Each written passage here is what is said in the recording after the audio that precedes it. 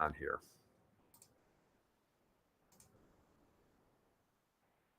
Hey, good evening, everybody. Dr. Nathan Thompson with Exemplify Health Center, an affiliate of the Wellness Way. Happy Monday evening, guys. Hope you had a great weekend.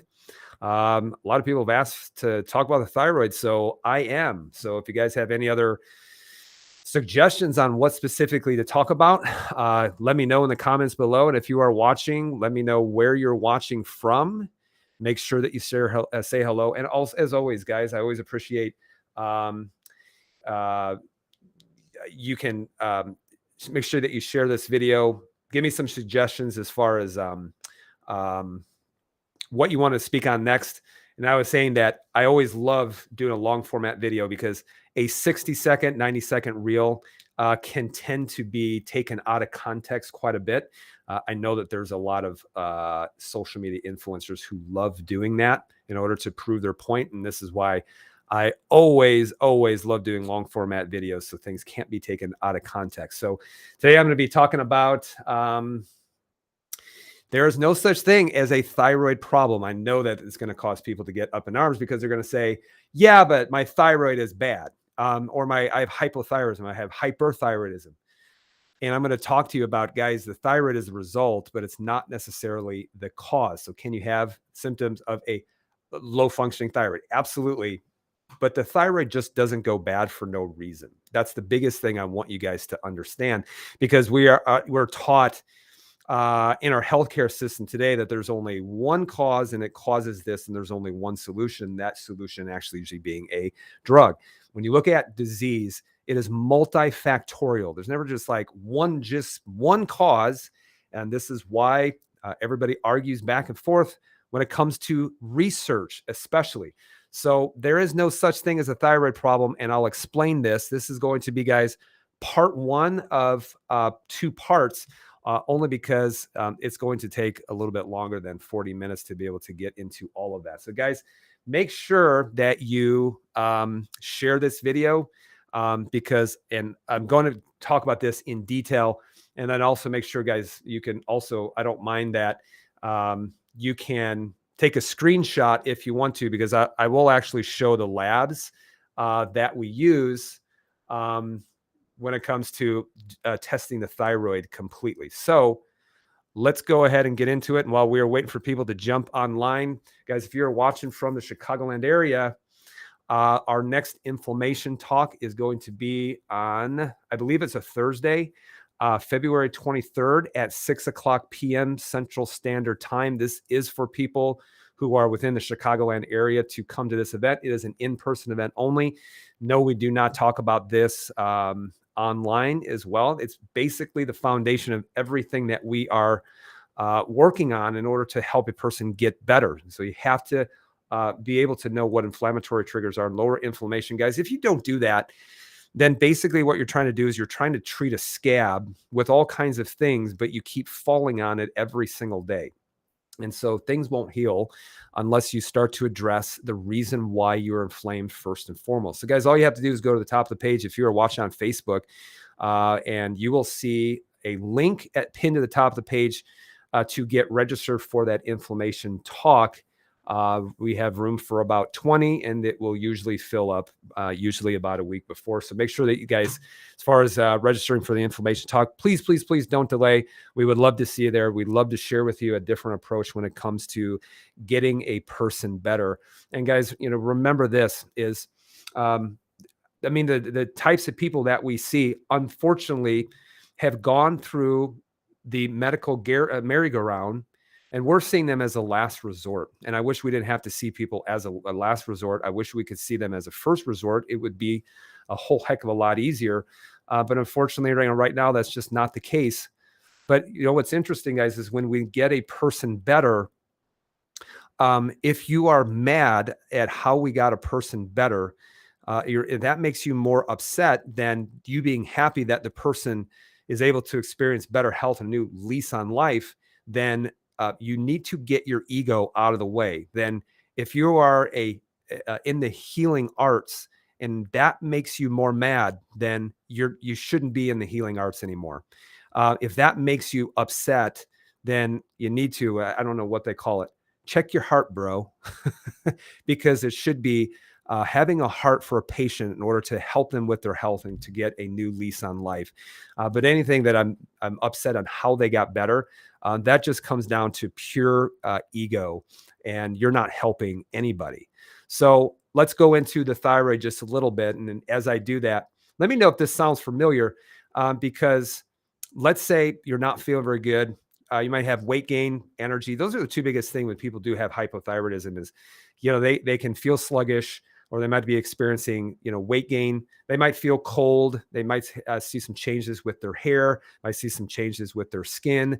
There's a lot of different changes that can take place when you start seeing a low functioning thyroid or hypothyroidism. And I mean, you can even see problems with triglycerides, things like that. But you only can see that on the blood work. So usually what makes a person come in is them not actually feeling well. So let's say you go to the doctor and say, well, we're going to check your thyroid, but they're only going to check one marker, and that's thyroid stimulating hormone. So they see that your thyroid stimulating hormone is high, and they say, well, you must be hypothyroid. Thyroid. So one of the things that we're going to give you is we're going to put you on Synthroid. Well, doctor, how long do I need to be on the Synthroid for? And it's usually for life. Well, you're just going to need to be on life. This is common. So you're just going to need to be on this thyroid replacement for the rest of your life. So you think, hallelujah, I finally found the reason why I'm not feeling so good. Okay, I'm going to go ahead. I'm going to take this Synthroid. And you take it, and you might not feel better as a result. And so you go back to the doctor and say, well, that didn't help. Doctor, why do I still feel awful? And usually that's where it stops. And guys, the number of people that I see come in that is the case is incredible. It really is incredible. But guys, one of the things I want you guys to realize is that if your doctor's only measuring thyroid stimulating hormone is not a thyroid hormone. It's a brain hormone. It's a pituitary hormone. It's a stimulating hormone from your pituitary that gets the thyroid to produce more thyroxine, actually T4 and T3. And so if it's high, then it's constantly stimulating, trying to get the thyroid to produce more. So the only answer in medicine is that they're going to put you on Synthroid. But I'm going to show you guys go through this, why you could be on Synthroid and still feel awful. And it has to do with, number one, getting properly tested. And then number two, figuring out what is interfering with all of these different factors that determine thyroid function, especially.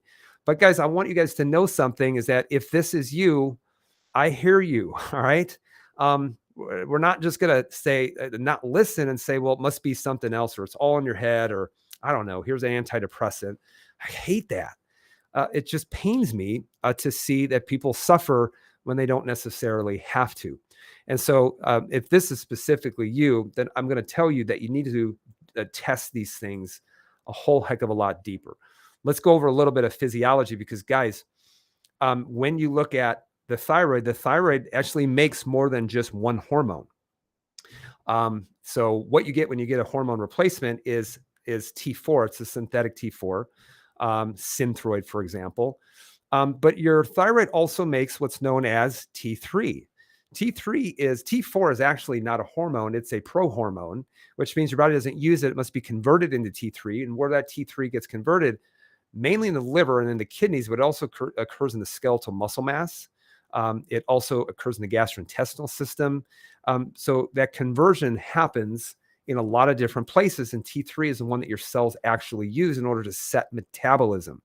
So your thyroid does produce some T3. It produces mostly T4. It has to be converted in different parts of the body downstream, but also you have reverse T3. You have which is basically the brakes on T3, and I'll go over later what that actually means. And then you also have T1 and T2. In all reality, we really don't know what T1 and T2 does inside the body, but we do think that it plays a role in brain health and also in fat metabolism. And then you have calcitonin, which is not produced by the thyroid, but it's produced by the parathyroid glands, and that regulates calcium levels within the blood. But here's what's so interesting is that when they don't really know what a hormone does, T1, T2, and they say, well, we think it's this. whenever anyone says that the science is settled, we know definitively, please don't listen to them because we truly don't know everything about the body. We don't. And so when someone says the science is clear, the science is settled, well, they also said the science was settled when it came to smoking. They also said the science was settled way back when in, what was it, the 1780s, or when Semmelweis said, hey, you should be washing your hands before you give birth, before you deliver a baby. And they said, that's stupid. The science is settled. You don't need to do that. And he ended up being right. He actually never learned that he was right. He died in an insane asylum because he was gaslighted so much for presenting a new idea. So guys, this should be an awesome place to be able to present new ideas and say, hey, what about this? But anybody who's going to come after you and say the science is settled and who's going to denigrate you, please find a different person, because again, they're more concerned about preserving their ego than they are helping the patient. So that is what a lot of people don't realize is look at all of the hormones that really that are responsible when it comes to the thyroid. Now, let me ask you a question. If Synthroid is just T4, how can Synthroid replace all of these and be able to provide with you an answer? And the answer is that it can't. And let me give you a perfect example. Guys, if you look at levothyroxine, for example, there's contraindications in regards to this. The contraindications, and this is on the label of a levothyroxine, is that number one, levothyroxine is contraindicated with patients with untreated subclinical TSH levels with normal T3 and T4. Let's say if you have very low TSH and you gave them some added thyroid T4, and it can mess you up big time. Now, most doctors aren't doing this, but they need this as some kind of warning. Say, hey, let's make sure that we don't do it. But what's interesting is this: levothyroxine is contraindicated, meaning don't prescribe it in patients with uncorrected adrenal insufficiency. Okay, now adrenal insufficiency doesn't happen as much as people think that it does, especially when you're talking about the natural healthcare world. Because, and I've talked about this a lot, is that it's not adrenal insufficiency, it's adrenal downregulation that has a lot to do with unresolved inflammation. Okay. But the biggest thing that they're saying is, hey, if this person has adrenal insufficiency, you can run into a lot of problems, which means that before a doctor puts you on thyroid medication, my question is are they testing your cortisol levels to see if you have adequate cortisol? Okay. To see if you have adequate cortisol before they start ramping up with T4 and your metabolism. But also, Synthroid is contraindicated in patients with a hypersensitivity to any of the inactive ingredients in Synthroid. Well, what are the inactive ingredients? Cornstarch, lactose, povidone, which is an iodine, and then also talc. Interesting if you learn about Johnson & Johnson and baby powder and talc, but also povidone is attached to iron or to iodine. And then you also have lactose and you also have cornstarch. My question is God, what if you have like an IgG food allergy or an IgE food allergy to corn? What if even if you have an IgG food allergy to the protein in milk? So that goes without saying that you're not going to feel very good because it can trigger an inflammatory allergic reaction to that. Okay. So the biggest thing that I will tell people is all right, well, are they even testing you for it? If you do have any kind of hypersensitivities, number one, but number two, are they testing your cortisol levels? Okay.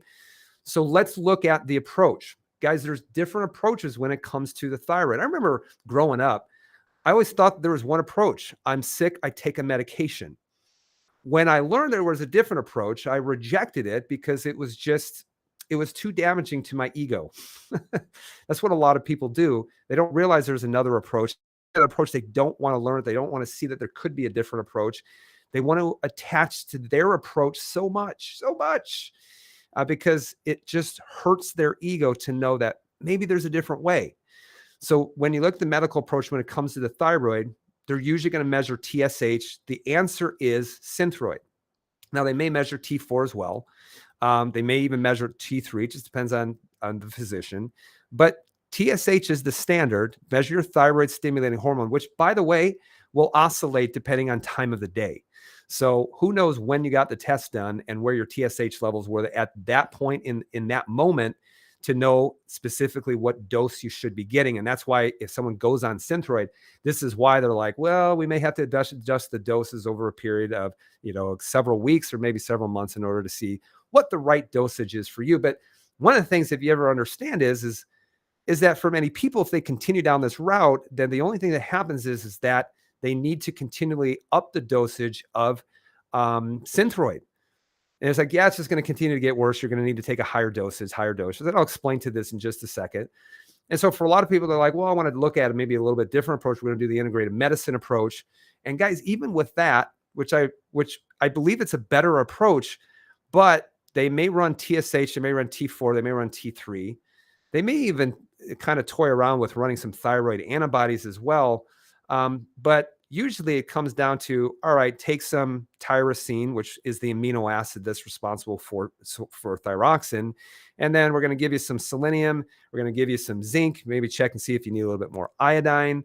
And there's a reason why, guys, zinc and selenium and iodine are all important when it comes to production. But oftentimes I say, well, instead of just giving you Synthroid, let's go ahead and have you on a desiccated thyroid. And a desiccated thyroid is basically pig thyroid. And that actually is a little bit better because it is going to have the constituents of the thyroid. So yes, it is going to have T3 and it's going to have T4. A lot of doctors don't like to give it to you. And the reason why is because your thyroid labs never look normal. They never, ever look normal. Your TSH doesn't look normal.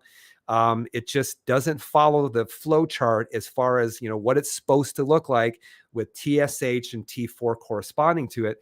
And so it just doesn't look normal. And a lot of times on the labs, you have to know that they're on a desiccated thyroid. Now, do some people need to be on a desiccated thyroid or some kind of thyroid replacement? Yes, the absolute answer is yes. And it comes down to two factors. If you've had thyroid cancer, for example, and you've had your thyroid removed, guys, you can't produce something from nothing. And if you've had, your thyroid removed, then you're going to have to be on some kind of thyroid replacement. The same goes to this scenario that I'm going to talk about in just a second when it comes to thyroid antibodies. And if you've had Hashimoto's in which there's been some level of thyroid destruction, it's really tough to actually know how much thyroid destruction has taken place. And yes, you may need to be on some kind of thyroid replacement if there has been some level of thyroid destruction. But we take, guys, the CSI approach, and the CSI approach is this. It's the crime scene investigator. Like, we want to know what happened here, or it's trying to figure out why there is a fire. And guys, I always will say this. I have no problems with you guys having to use medicine in order to put the fire out. I believe that both can work complementary. If you're having a heart attack, for example, I'm going to tell you, please go to the emergency room. Please don't call me up and ask me to do anything for you, because I will tell you that's not my part. However, after you have the heart attack, I will help you figure out why it happened. And I will also help you rebuild your body after that. Kind of like the carpenter after the fire. But we're the crime scene investigators because we're going to ask the question, hey, why is the thyroid doing this? What on earth caused it? How do I work on correcting it? And the biggest thing where you have to start, guys, is you have to start with testing and not guessing. See, too many times we just guess, and that's how we end up on 50 different supplements and we're still sick. And in fact, when we do that, we're actually proving a lot of people that supplements don't work. Well, guys, all a supplement does is get you back up to sufficiency. But there's other things that you have to consider as well. And that's why testing is so important. And that's why, guys, even online, if you ask me a very specific medical question and I say, or health question, I should say, because we can talk about health. I'm not going to tell you to go on or off of your medications, but we can talk about health. But it's very difficult to give any kind of health advice when you're asking me about a specific condition and your labs are probably incomplete. So we first need to figure out what's going on by looking at the labs first and foremost. And that's why we'll always say test and don't guess. So if I'm ever online and I give you a cliche answer of test, please, it really means that I can't help you until I have labs that I'm looking at that's giving a more complete picture. So, guys, make sure that you save this. You're welcome to screenshot this.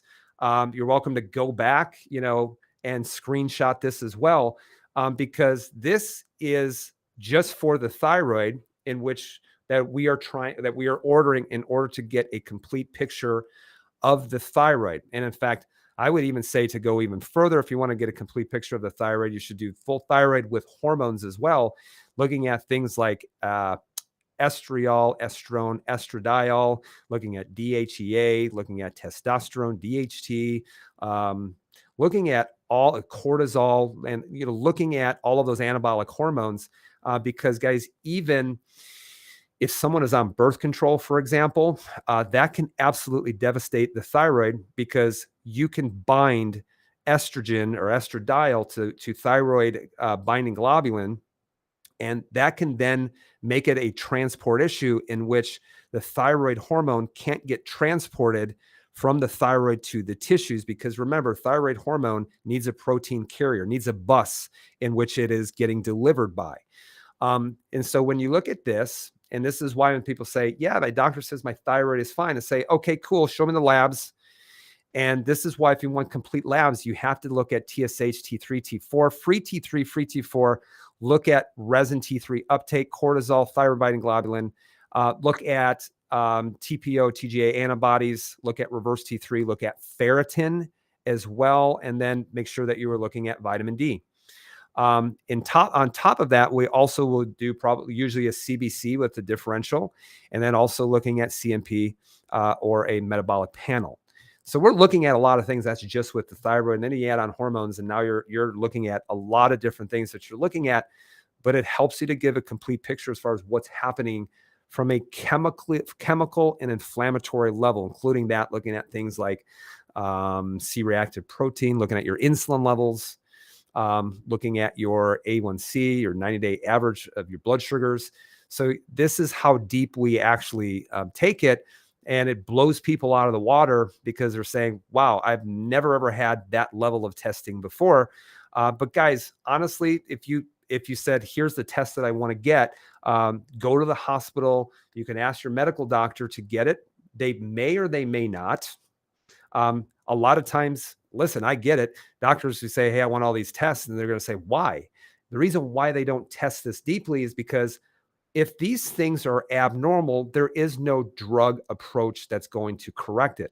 The answer is T4 and Synthroid. That's the answer, which is why they're only testing TSH and maybe T4 as a result. So make sure, guys, that you screenshot this as well.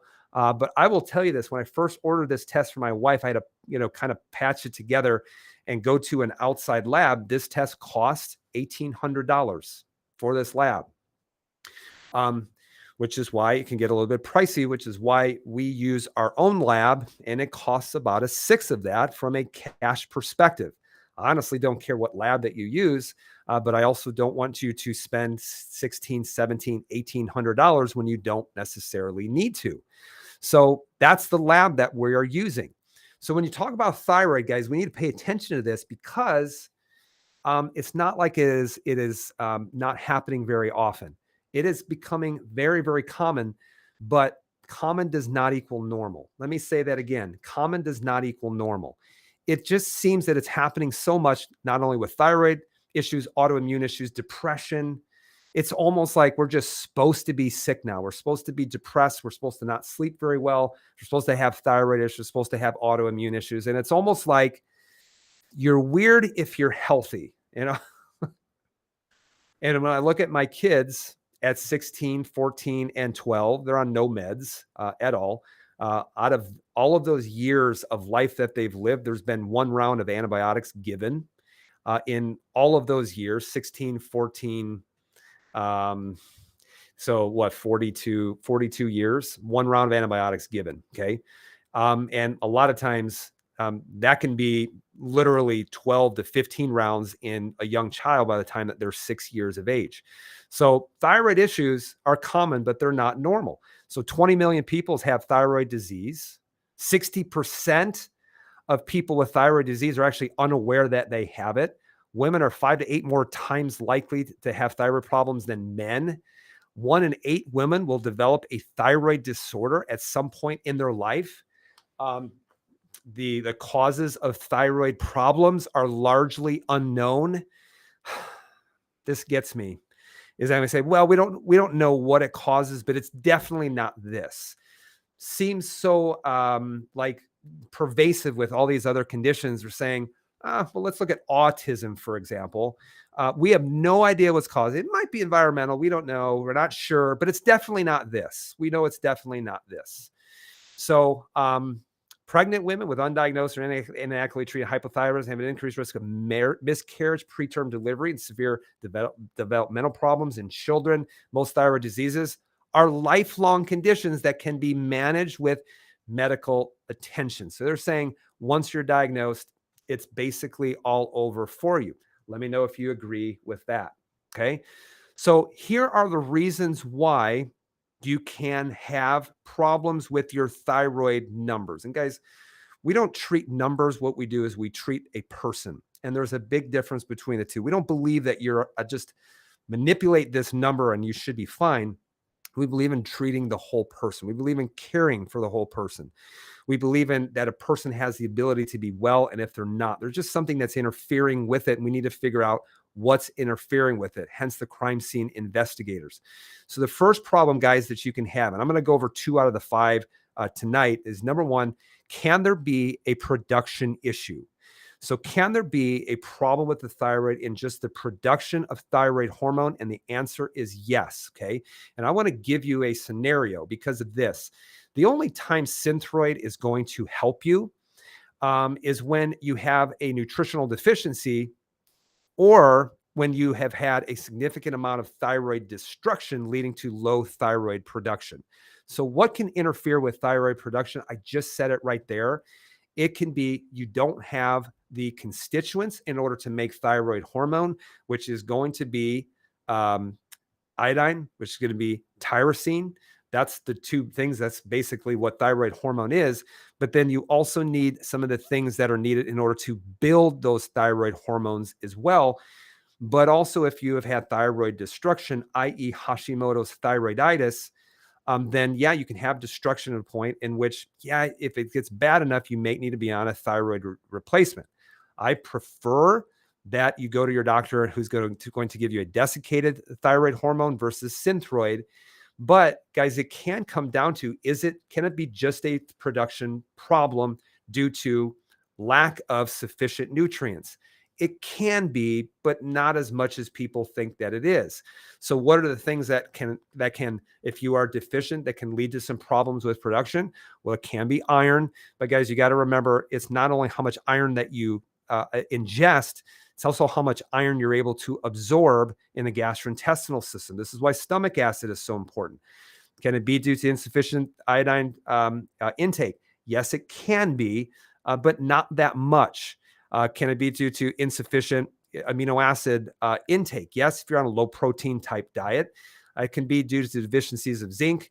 Selenium is very important, especially when it comes to protecting the thyroid, but it also needs vitamins A, B, C, and D. So all of these things are intimately tied into normal thyroid production. So one of the problems is, guys, is that, you can have a problem with, I just can't make the constituents. And that can be down to something that could be as simple as not having enough stomach acid in order to absorb things like iron or be able to break down your proteins how you're supposed to. And guys, the number 1 cause of having low stomach acid is due to stress. Number 1 is due to stress. A stressful situation like a bear is chasing you, either real or perceived, will cause a low stomach acid situation, and that will decrease the absorption of things like iron, B12, things like that. So that can be due to stress. Here's another problem. So even if it's due to a production and you say, oh, I'm going to take all of these things, I'm going to make sure that I have all the constituents in order to manufacture thyroid hormone. Well, you still may not be able to produce any or enough thyroid hormone, guys. And if that's the case, that's where Hashimoto's thyroiditis comes in. So what on earth is Hashimoto's thyroiditis? Well, it's an inflammatory reaction to the thyroid. It's an immune response to the thyroid, which means that your thyroid issue isn't because you aren't getting the constituents. Your thyroid issue is an immune issue. So, yeah, you have the symptoms at the thyroid, but it's really an immune issue. And guys, if you look at Hashimoto's thyroiditis, I'm going to say that this is the most important, this is the most common type of hypothyroidism. Now, what is going to cause an immune reaction within your thyroid? Dr. Nate, is it the immune system messing up? I did a video of saying, hey, look at autoimmunity a little bit differently. Rather than thinking that it's the immune system attacking things for no reason, maybe what your immune system is, it's doing its job. Maybe it's trying to clean out damaged tissue. Because remember, what's the job of the immune system? To clean out any kind of foreign invader, any kind of foreign protein, any kind of foreign toxin, and to clean out dead tissue or diseased tissue. So maybe, for example, your thyroid is infected with a virus, i.e. Epstein-Barr virus. Maybe you had a reemergence of a virus that 95% of people have by the time they're 16 years of age. Maybe it's infected, and maybe the body says, I have an infected cell. The thyrocytes are raising a flag saying, hey, I'm infected. And the immune system says, hey, I'm sorry, thyroid cell, I need to kill you for your long-term health, even at the expense of your thyroid. Here's another reason why you could have Hashimoto's thyroiditis. And when you look at your tests, this is people who have high amounts of antibodies that are taking place. It also could be because you're not getting enough selenium. Because, guys, iodine is the fuel for your thyroid. It's like putting fuel into the thyroid in order to make hormone. Selenium is basically to protect you from the exhaust. And so it prevents oxidative damage from taking place within the thyroid cells. And that's why if you have inadequate selenium, then that's why you could technically start to develop things like thyroid nodules. And basically what it is, I want you to think of it, it's like a blister. It's like the area is very irritated, and it could be a selenium issue that's taken place because the thyroid is not being protected. So this is why, if you would look at some of these labs, and this is why you would look at T3 total, T3 free, you would look at normal uptake, T4, T3, TSH. But if you look at thyroid peroxidase and thyroid globulin antibodies, you can see that these are very elevated. I've seen it elevated at 3,500, 3,800. In which basically what it means is there's a lot of destruction to the thyroid that is taking place. And if you look at why on earth would you have antibodies within the blood? Or why on earth would you have this enzyme within the blood? Because the enzyme stays within the actual thyroid cell. Well, in order for it to show up on the blood and the body to have an antibody response to it, means that there has to have been some level of destruction take place to the cell, and now those enzymes are now within the blood that the body has an antibody response to. So this would, if you saw this happening on, this would mean that, hey, there's some thyroid destruction that's taking place, and we better figure out why it's happening in order to get that under control, in order to preserve thyroid function, especially long term. So when you're talking about how you can help with production, let me give you some questions and see if you can answer these in the affirmative, okay?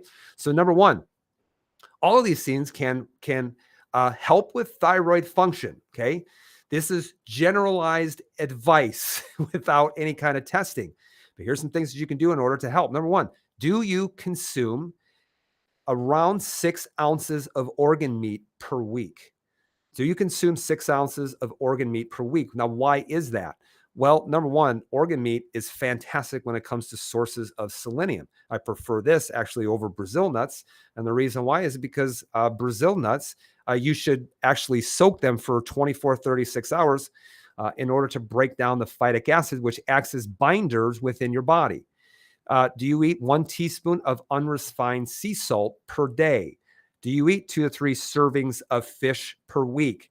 Do you have thyroid autoantibodies or other autoimmune diseases? See, this is the thing, is very rarely does anybody have just one autoimmune disease taking place. When we do an Aurora Life Sciences autoimmune panel, people usually have 2, 3, 4, and it's very rare for someone just to have one autoimmune reaction taking place within the body. But have you also had a diagnosis of Epstein-Barr virus? Has anyone actually tested you for EBV and looked at the different antibody responses with things like IgM, IgG, and looking at a like a recent exposure or long-term immune response to it? Have you ever had mold, guys? Or have you ever had Lyme disease? Because now what we're talking about is we're talking about something that can be immune. Now, here's another important one, guys, is it has to do with conversion. Okay. It has to do with conversion. And this has to do with where the prohormone T4 is converted into T3. Okay.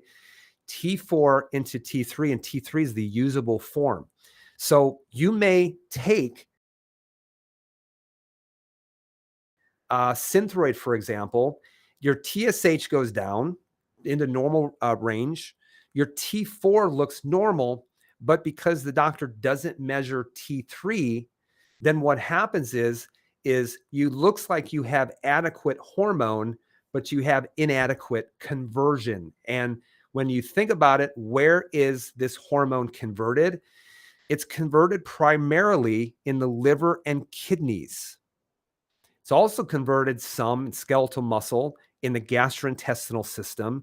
So there's this conversion that needs to take place in which the body is removing an iodine to go from T4 into T3. So this is why you really need to look deeper when it comes to your ability to be able to convert it. I'll give you an example. Here is an x-ray of someone, and what you're looking through here is we're looking at them on this x-ray from the back. And so you're looking in the abdominal area. So here you see the spine. Here's the left hip. Here's the right hip. And then when you look at an abdominal x-ray, you don't want to see a bunch of well-demarcated black. So you see black, and you see black. If you see that, and then on the side view, you're seeing all kinds of black. So that is called bloating. All right. So what on earth causes bloating? And this is why when you look at the gastrointestinal barrier, there's certain things that can cause bloating. Number one, it could be having an immune reaction around the barrier to specific food proteins. These would be called specifically IgG food allergies. Guys, this is why we don't recommend that you go online and you get some of these ones. Because if you want a true allergy, it should have all 4 subclasses of IgG antibodies. They all should be positive. And most of these tests that you're getting online test for only one, which is why you come back with 76 different food, quote unquote, sensitivities, and you end up being more confused than when you started. But I want you guys to see, if you're seeing this much gas, this much bloating, there's a problem in the gastrointestinal system. And so, guys, if you ever wondered why people bloat, guys, it can be due to some different factors. It can be what's growing in your microbiome, like in the small intestine. We call it small intestinal bacterial overgrowth. It can be due to food allergies. It can also be due to yeast as well. But why you bloat out is because the intestines expand. The small intestine expands, and it really can only go one way. It can't go up, it can't go down, it can't go back into the spine, but it sure as heck can go out, and which is why you get a pregnant food belly. And that just means that there is a reaction taking place within the gastrointestinal system. And this is why when it comes to the thyroid, especially when you're talking about autoimmune hypothyroid, this is why we run a food allergy test with so many different people, because what it's actually showing is, number one, how well are you breaking down your foods, i.e. stomach acid? And number two, what it also is looking at is looking at, okay, how many of these foods that you're eating are leaking through, i.e. leaky gut syndrome? And what is happening with your barrier integrity, where your immune system is sitting, that's there designed to be the first line of defense against any kind of foreign protein. So if you have a protein that is let through from the gastrointestinal barrier, even if it's protein from a kale, the immune system is going to go after that. And this is why when you talk about inflammatory triggers, this is why food allergies can be a huge, huge help for a lot of different people. And so it's a food allergy test is not saying, well, God's just going to punish me. These are just random things. It's actually showing what you have been exposed to, which I know, which is the biggest beef. They say, well, it's just showing exposure. And I'm saying that's the problem, is that it's not supposed to be exposed to the other side of the gastrointestinal system from external environment into internal environment. And you're not supposed to have that exposure, which is why the immune system protects it through barriers: skin, gastrointestinal system, lungs, and genitourinary barrier as well. And this is why you can even look at stool testing as well and seeing what's going on. And this is just really one area of conversion, which is in the gastrointestinal system, but it also, again, kidneys, liver, skeletal muscle. But here's a perfect example: someone who doesn't have a very good functioning liver. That's why when you look at the levels of hormones like your estriol, estrone, estradiol, to see how the liver is metabolizing those, you can see that this person has a hard time metabolizing and getting rid of her estrogens, i.e., like estrogen dominance. And where does this happen? It happens at the liver. There's a lot of different things that you need for your liver to be able to metabolize your hormones, methyl donors, magnesium. You need iron, for example, in order to even make the enzymes to metabolize your hormones. But this individual had really bad problems with endometriosis. And if you look at this, this is the only test that will measure for this, is look at how it's converted into estradiol, which is a very strong estrogen, and then getting converted into estriol, which is a very weak estrogen. So she can't get rid of her estrogens, can't convert them into weaker forms. Then it's no wonder why a woman would have constant growth of her uterus, or have, like endometriosis, or have growths that are taking place, because all those tissues they're just responding to a hormone stimulus. But this is also why, guys, is that higher amounts of estrogens can also bind to the carrier protein of the thyroid. So you may have no issues happening whatsoever, but let's say, for example, you might be on birth control, and that can also start to get in the way of normal thyroid hormones, especially when it comes down to converting them, or when it comes down to delivering them at the tissue level. So when you talk about a conversion problem, here's the question that I want to ask you. Do you have bloating, or do you have weight gain after you eat, even if it's quote unquote healthy? Do you have constipation, or do you have diarrhea? Or does your stool have normal bowel movements 1 or 2 times per day? And are they nice, solid, well-formed, and they're easily, do you have easy bowel movements in which you don't have to wipe all the time as well? Here's another one. Do you have your gallbladder out?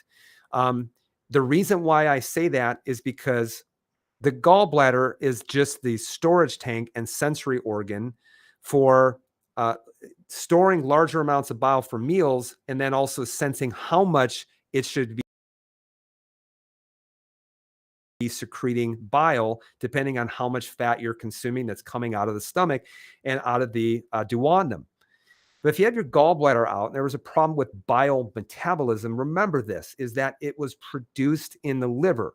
And this is why when women have their gallbladder out, they also have a lot of other problems when it comes to their hormones too. And also you'll see their thyroid.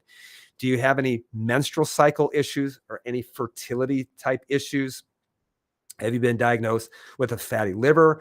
Do you have any blood sugar issues? What are your insulin levels at? What's your A1C at? Not just your fasting blood sugar. And so now the body will start to leave you clues as far as maybe the reason why you're on Synthroid and you don't feel very good has to do with, maybe it's a conversion issue.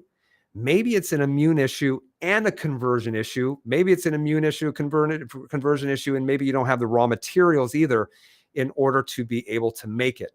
So guys, I just went over just two of the different scenarios that could take place.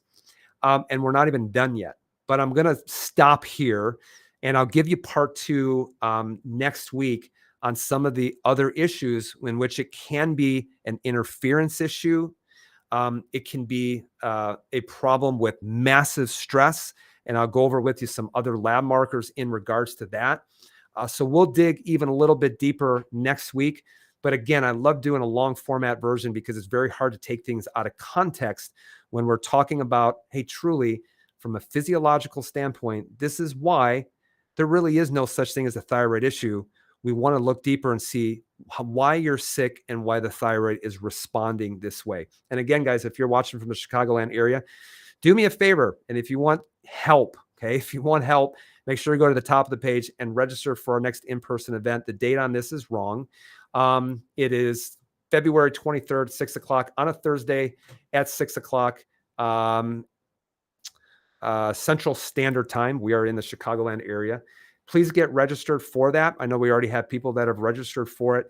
We would love to see you there. We would love to be able to just see you, interact with you, and help you start to learn a different perspective and to start seeing things differently. Remember, if thyroid problems are only getting worse, if more and more people are suffering with thyroid issues, then obviously doing the same thing over and over is the definition of insanity. I believe that we can do better. I believe that we should do better. I believe that we should be listening to you. And I believe that you deserve the best. And that's what I'm trying to do. And I hope you join me on this journey. So guys, be well, be blessed. I appreciate you being with me. We'll go over part two next week. Make sure that, guys, you share this video. Help a person out that might be suffering and they need that help. Guys, be well.